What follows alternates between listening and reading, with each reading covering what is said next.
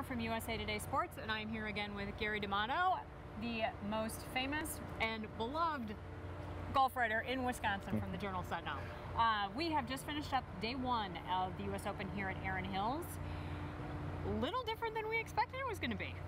It sure was, for a couple reasons. First of all those low scores, the scoreboard bled red with all those guys under par.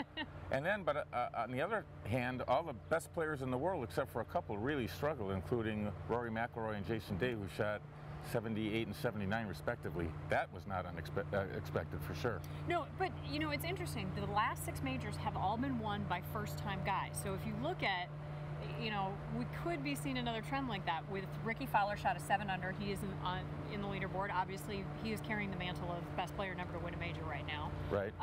Who else surprised you? Because there are some names that if you look at that leaderboard, you might kind of look at it and go, huh?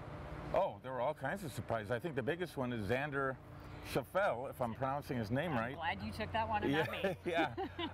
But yeah, I think on the top 15, the last time I looked, none of them had won a major championship. Right. So, you know, right now it's set up that one of those guys would win, but of course 54 holes left, a long way to go, and one of those guys lurking down there, even or one over, could easily slip up there. Now, one of the questions, or a lot of the talk coming in had been about the fescue and how tough this course is going to play because of its distance. And I think today it was set up, what, about 7,800 yards? Yes. Something like that, longest in major championship history. But we didn't see that materialize. You know, we saw, I think it's 40-some scores under par, which is a record for the first round of a major championship. Right. Why was it playing like this today? I think it was a perfect storm of things that came together. I think primarily starting with the USGA, that was probably erred on the side of caution with its setup, because this was a complete unknown. The golf course, nobody knew what was going to happen, and I'm sure they didn't win 6-hour rounds and a bunch of guys shooting 85. So I think it was set up as easy as we're going to see it set up for the week. And then you add in the fact that there's been a lot of rain here that has softened the greens and the fairways, and the fact that the fairways are pretty wide.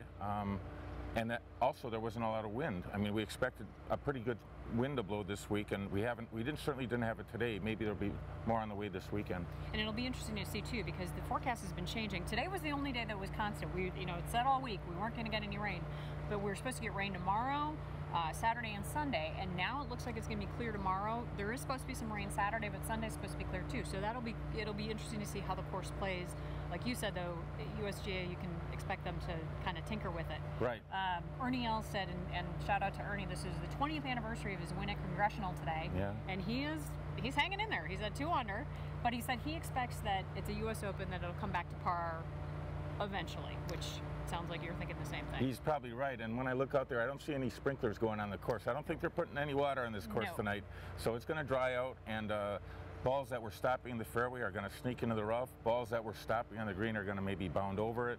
And I think maybe not tomorrow. Scores probably will still be okay, but I think if there's no rain by the weekend, it's going to be the Erin Hills that everyone expected, I think. Okay. Wisconsin guys. Steve Stricker just finished up. I believe he finished at 1 over. 1 over. Okay. And Jordan Niebrugge. Thank you. Another 1 over. What did you? It looked early on that Stricker was going to have a good day, and then he kind of backed up a little bit. What happened there? It sure did. You know, he birdied 1 and 2, got off to a great start. Couldn't ask for a better start. Had that huge crowd supporting him, yelling things at him, and he said he didn't hit a great tee shot on number 3, and then he hit kind of a squirrely 3-wood shot on the 3rd hole. And he said he got a little bit jittery after that for a couple holes. Then he settled down and he played better the last 10, 11, 12 holes, but he just didn't make any putts, and so 1 over. Yeah, to talk about not making putts, he had one that looked like it was going to go in right at the end on 18, and it just missed. So, what do you expect to see from him the rest of the week? You know, I expect him to break par tomorrow. I think maybe this could have been his worst round or his bad round. Maybe he shoots 2 or 3 under tomorrow and gets, if not in the mix on the leaderboard, certainly makes the cut and hopefully is around for the weekend. And I think Jordan Niebrugge is going to bounce back and shoot a couple under too. So it'd be great to have both state guys playing on the weekend. Okay. Who surprised you in this first round? I think it was the guys that I really expected to play well and didn't. I mean, I thought Rory McIlroy, Dustin Johnson, all these guys, John Rahm, they all struggled. And I thought, you know, okay, maybe 1 or 2 of them might not shoot, 5 under, but I thought out of that group, I thought at least a couple guys considering what everyone else did, would shoot 3 or 4 under par, and they just all struggled. Yeah, and one of my surprises for the same reason was Jason Day, who it seemed like every time you looked up, he was in stuff like this.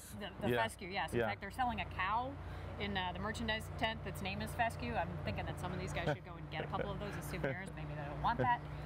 But he's another one like that, too. What was your favorite story out of the day today?